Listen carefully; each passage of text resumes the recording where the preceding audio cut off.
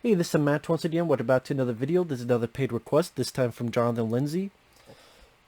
It's the two-part Batman the Animated Series episode, Heart of Steel.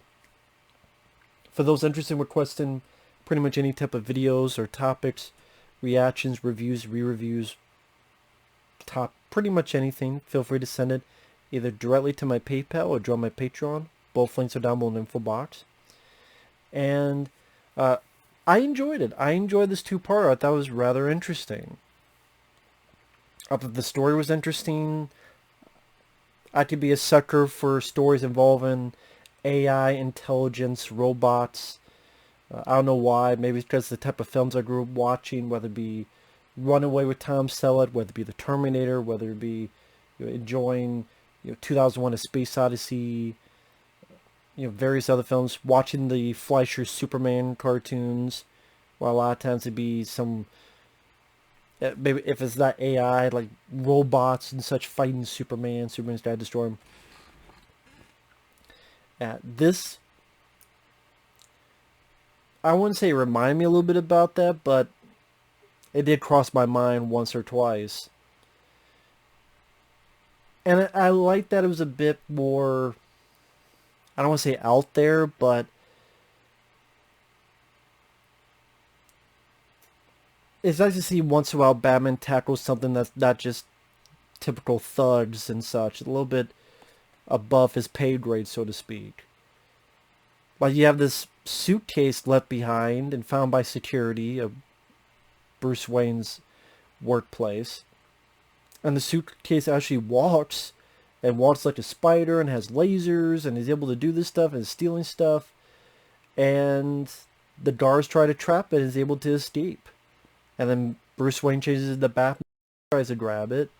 And just how all these gadgets coming out of this robot, just thought the animation was rather well done. There's a point where it gets to the rooftop, it actually shoots this missile out, and Batman has to get a hang glider to go chase it. And it goes by a pretty fast pace. I mean, it starts off with kind of like action right off the bat. I did with the suitcase, getting coming alive and doing all this stuff here to sneak in and steal. And I said you have to chase up. There's a point where these laser beam fucks up the elevator, like cuts the elevator in half. That Batman has to reach in the nick of time to escape. When he's hang gliding, the robot, a portion of it is in this car with his lady, and it's, I'm trying to remember, was that the first or second episode? I think the elevator was in the first part. This one, I think he just goes up, gets the hang glider,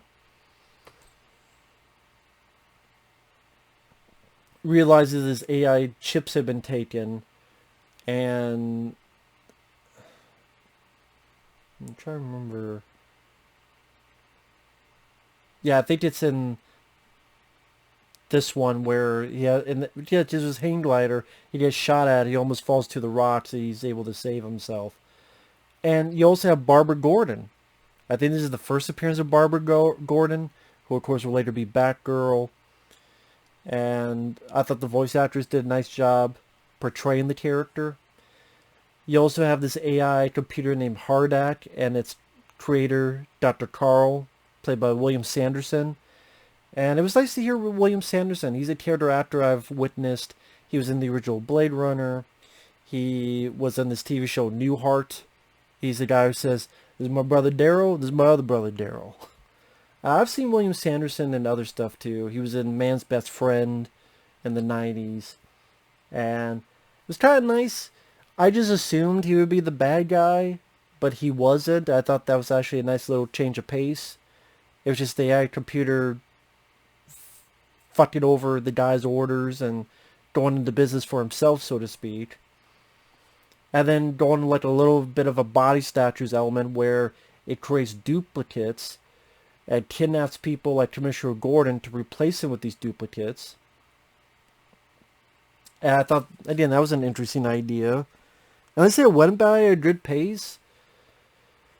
Yeah, there's some little logic flaws. I don't buy Bruce Wayne Batman. Leave it. Like, he met this girl who works for the doctor, has her at the mansion, at one point leaves her behind to go somewhere.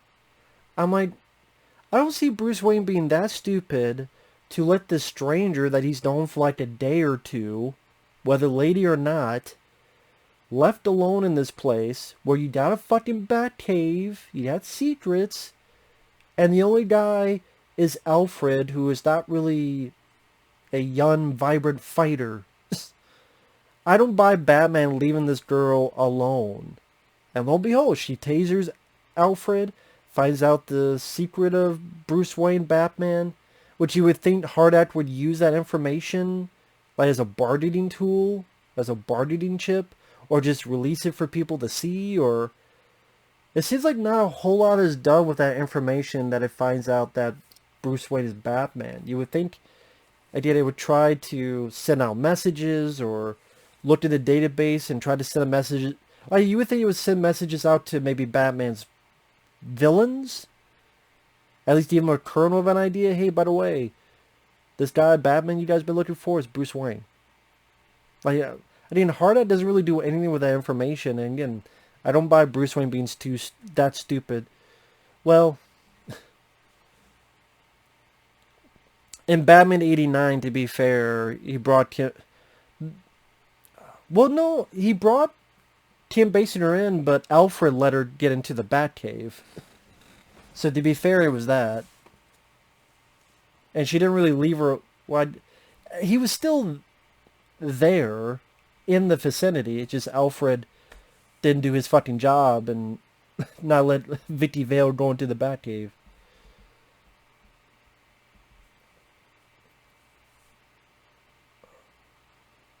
But even Vicky Vale seemed more trustworthy than this girl that Bruce Wayne barely knew jack shit about. At least he knew a little bit about Vicky Vale. A little bit. But anyway, this is a two-part episode. This is actually a two-part I didn't mind, because usually these two parts I go, well, they could have been put into one episode. No, this I thought worked out rather well, because the first part establishes the problem, what's going on, this AI intelligence, characters like Barbara Gordon, and the second, the shit really hits the fan, where Hardak is more pissed off. William Sanderson tries to stop it. I like this piece of animation that did remind me of the Fleischer Superman cartoons, where this yellow laser type thing is tasering William Sanderson. It almost looks like he's on fire, but he's not. And I don't just, the way that looked, I thought was, like I said, a very nice piece of animation. Just vibrant. And Batman has to fight robot duplicates. There's one that he fries on the bat signal I thought was pretty badass, pretty cool moment. And some pretty gnarly moments of, like, the robot that has a skin on it is being fried, and when it rises back up, the skin like disappears, and you see the robot face kind of like a... It's not the design of a Terminator, but it reminded me of Terminator. I thought, oh, well, that was pretty cool. That reveal where the skin like falls off. Thought that was pretty neat. And it's on this bit where it lasers up the elevator and Batman almost... It fucks up the elevator. I do think Batman is able to make it fall.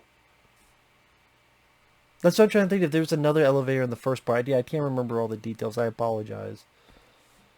Again, there's... Now that I think about it, there are certain moments that did make me think of the Fleischer Superman cartoon like I mentioned much earlier in the video. Like, he's trying to defeat the main AI robot, and he sees these searchlights, these two dots. And you come to realize that there's these large robots. I like that reveal. Where it's dark, these two dots, what are these two dots, what's the deal? Oh shit, it's these big robots. So again, it's a nice, ooh, gotcha surprise reveal. nicely animated. And he does crush a robot, kind of like it was the Terminator. I imagine if the crush of the Terminator was done not in slow motion. Well, it wasn't really slow motion, but not slow motion, but that was done slow. Like it's a slow crunch. Imagine if that was done quick. That's kind of what Batman does with the robot in this. I thought, and I don't know, that was kind of trying to be an homage to Terminator. Maybe not. And Barbara Gordon, she does try to help. You know, she's not a useless character. She's not an annoying character. Granted, at one point she gets herself stupidly caught. I'm like, what the fuck you gonna do, lady? You're not Batgirl. At least not yet.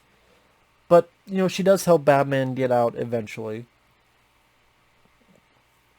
But overall, like I said, a fun 2-part episode. Like I said, I got into the story, AI intelligence, robot duplicates. There's some really nice pieces of animation. The music in these episodes are usually fairly well done. Overall, I don't really have much issues with that. That was fairly good. So, with that said, thanks for watching. Take care. We'll see you guys later. Bye-bye.